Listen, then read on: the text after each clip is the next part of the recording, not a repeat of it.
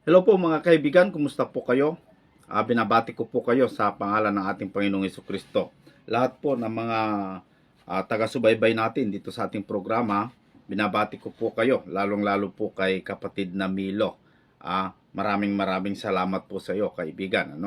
At sa lahat ng mga taga punto por punto na laging nakasubaybay sa atin, si kaibigang San Miguel, Miguelito Belarmino.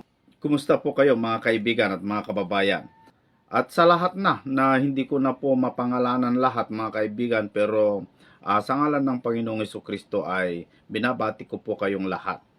Sa ngayon mga kaibigan, meron po akong gustong ipakita sa inyo na video. Ito po ay may nagtanong kasi sa ating YouTube account mga kaibigan, dito po sa ating programang Expose the Truth, na naghahanap po ng debate ni kapatid na Eli at saka sa Muslim. Ganito po ang kanyang komento, si kapatid na Giovanni Lenao. Hello Brad, may video ba kayo ni Brother Eli versus Islam? Salamat po Brad, sabi niya, no? Kapatid na Giovanni, wala akong matandaan na nakipag-debate ang kapatid na Eli sa mga Muslim. At tiyak na wala ring mga video na ganyan mga kaibigan, kasi ang katwiran po ni kapatid na Eli kung bakit ayaw niya pong makipagdebate sa mga Muslim ay heto mga kaibigan, panuorin po natin ang reason ng kapatid na Eli kung bakit ayaw niya makipagdebate sa mga Muslim. Ngayon, pagdating sa mga sinasabi mong naniniwala naman ng mga Muslim sa Quran, hindi ako nakikipagdiskusyon sa mga Muslim. Alam mo kung bakit? Iba nga ang kanilang libro Wala kang po pwedeng point of argument kasi ang kanilang libro, ang pinagbabatayan nila, pinagbabatayan ko naman Biblia, ano mangyayari sa diskusyon, di rin lang magkakasundo, di wag nang magdiskusyon. Yes. Kasi papakita ko sa iyo na hindi ka magkakasundo kasi magkaiba yung Biblia at saka yung Quran. Sa Quran kasi, ang sabi dun sa Quran, basahin natin yung Surah, Kapitulo 112, versikulo 1 hanggang 4. Ito po ang sinasabi, Surah 112, ayan, verse 1 to 4. Say, He is God, the one and only, God, the eternal, absolute. Okay yan sa Biblia. The eternal, the absolute God, the holy God, okay yan Tapos, number 3. He begetteth not, nor is He begotten. Ayan, dyan, hindi na magkapareho sa Biblia at saka sa Quran. Sabi ng Quran, ang Diyos daw hindi nanganganak at hindi daw siya ipinanganak. Naniniwala ako, ang Diyos hindi ipinanganak. He was not begotten. Pero dun sa isang phrase dyan, He begetted not. Iba sinasabi ng Biblia ron. Kasi sabi sa Biblia, He has His only begotten Son, the Lord Jesus Christ. O kaya doon sa punto na yun, hindi rin kayo magkakatalo. Paano ka ngayon makikipagdiskusyon? Kaya sa mga Muslim, hindi ako nakikipagdiskusyon kapatid kasi iba ang kanilang Biblia, iba ang kanilang sacred book, iba sa Biblia. Yon ang dapat nating makita. Pero alam mo kapatid, kung susuriin natin sa Biblia, ang Diyos ba pwedeng manganak? Hindi nga siya pinanganak, pero pwede ba siyang manganak? Tingnan mo kung sa standard of truth at saka sa standard of logic, tingnan mo kung tama itong sinasabi ng Biblia. 94:9 ng awit. Siyang lumikha ng pakinig, hindi ba siya makakarinig? Siyang lumikha ng mata, hindi ba siya makakakita? Kaya, ang Diyos ang lumikha ng mata, hindi ba siya makakakita? Ang Diyos ang lumikha ng pakinig, di ba siya makakarinig? Ang Diyos ang lumikha ng bahay bata, hindi ba siya pwedeng manganak? Sige, sumagot ka kapatid. Tingnan mo, tayong tao, Tayo, nakakakita tayo. Nakagawa rin tayo ng nakakakita, yung camera. Nakakarinig tayo, nakagawa rin tayo ng nakakarinig. Itong mic at saka yung trompa, papakinggan ng mic, dadalhin sa trompa para marinig nyo ako dyan. Biro mo layo ng Singapore, nasa kabila ng mundo, naririnig mo ako kapatid na Dave. At nakikita kita, nakayelo kaya ata ngayon na t-shirt eh. Di ba? Na merong parang checkered na brown sa itaas. Nakikita kita. Bakit? Tayong mga tao nakakakita, nakagawa rin tayo ng nakakakita. Tayong mga taong nakakarinig, nakagawa rin tayo ng nakakarinig. So, maliwanag yun, ano?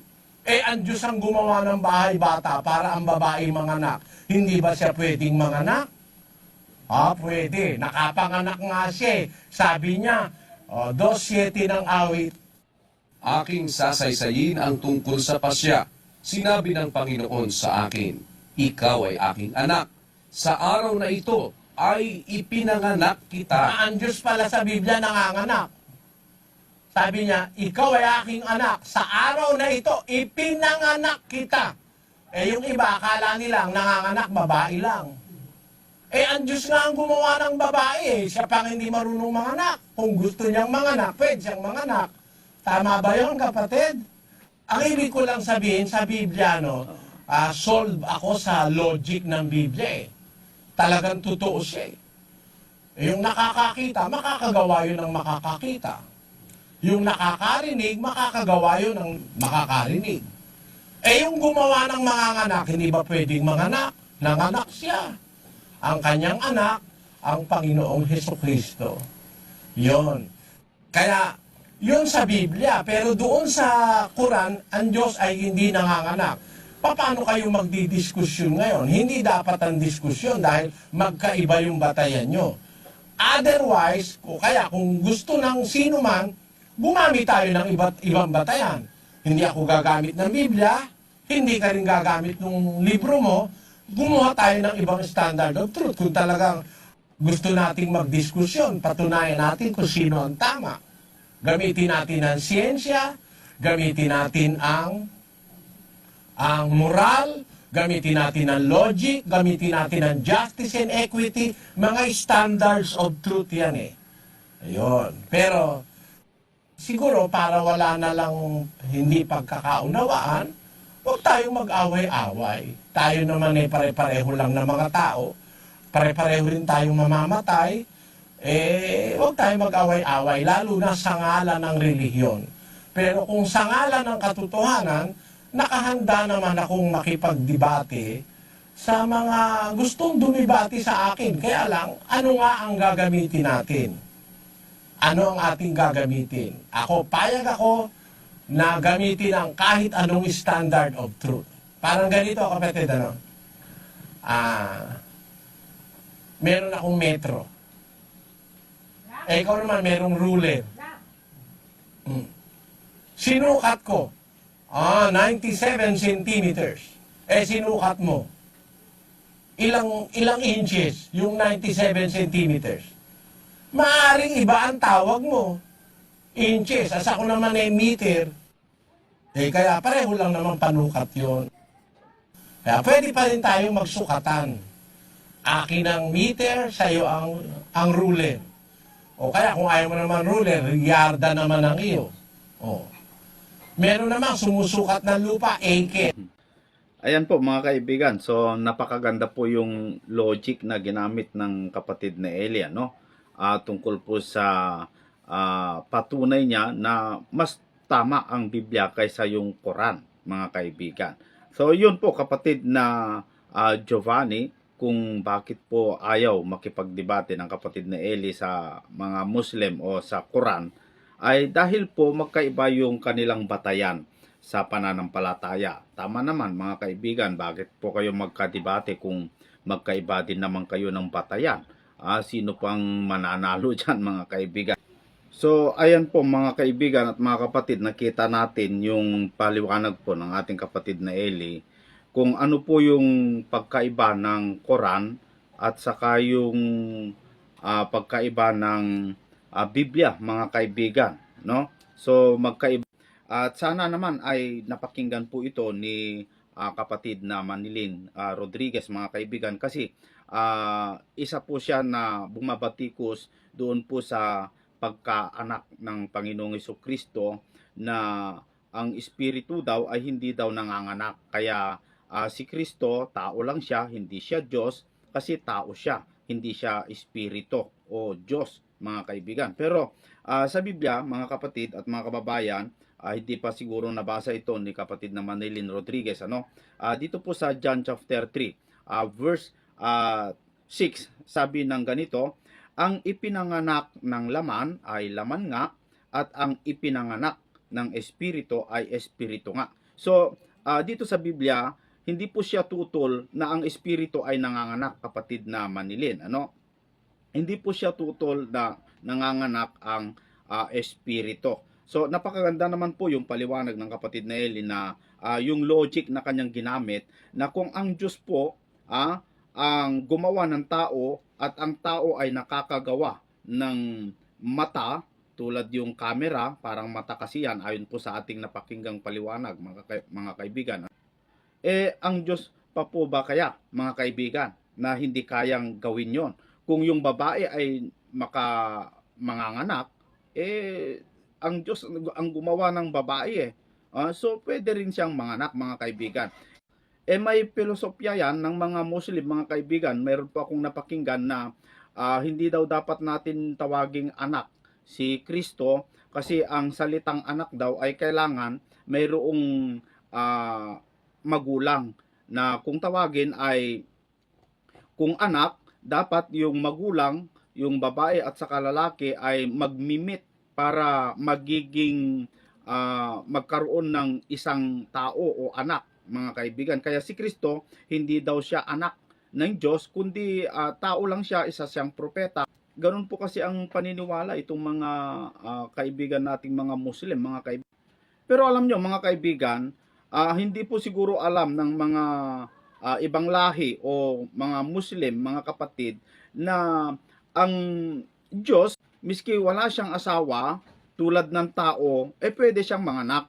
Kasi mga kaibigan, hindi lang naman po yung babae at lalaki mag-meet para magkaroon ng anak.